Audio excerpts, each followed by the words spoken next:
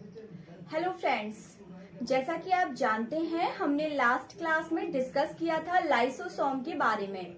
सबसे पहले तो आप देख लीजिए स्क्रीन पर लाइसोसोम के डायग्राम को। लाइसोसोम दिखने में कैसा होता है। आई होप आपने देख लिया है लाइसोसोम कैसा दिखता है। आगे बात करते हैं लाइसोसोम से रिलेटेड कुछ इंपॉर्टेंट पॉइंट्स की जो लास्ट क्लास में रह चुके थे।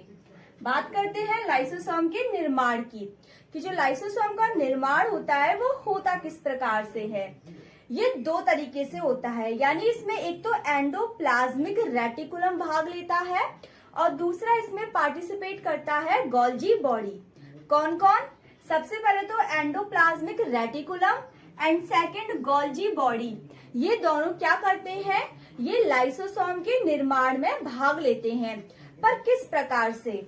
जो अपना एंडोप्लाज्मिक रेटिकुलम होता है वो लाइसोसोम एंजाइम्स बनाता है। क्या करता है?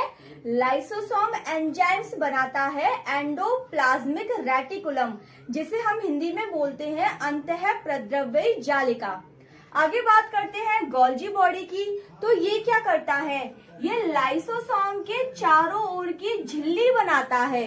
लाइसोसोम में जो चारों ओर झिल्ली उपस्थित होती है उसका निर्माण करता है गोल्जी बॉडी, जबकि लाइसोसोम के अंदर एंजाइम्स बनाने का काम करता है एंडोप्लाज्मिक रेटिकुलम। आगे बात करते हैं फंक्शंस की, वर्क की।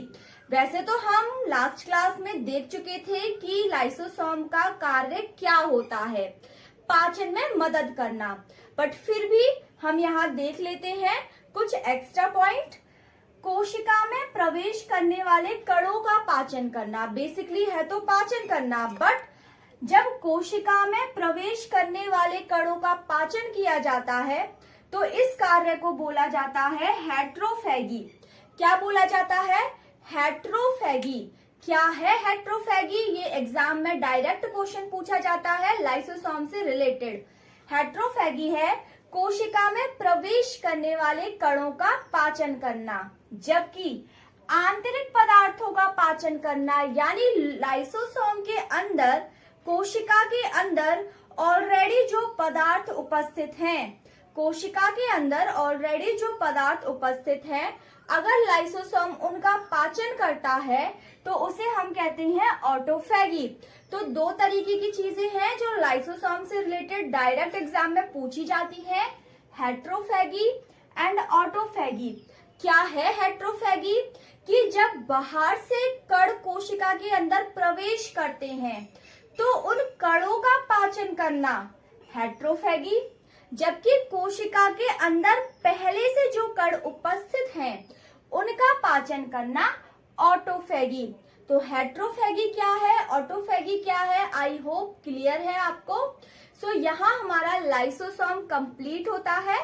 नेक्स्ट क्लास में हम डिस्कस करेंगे आने वाले कोशिका के अन्य पार्ट्स को। Okay, thank you.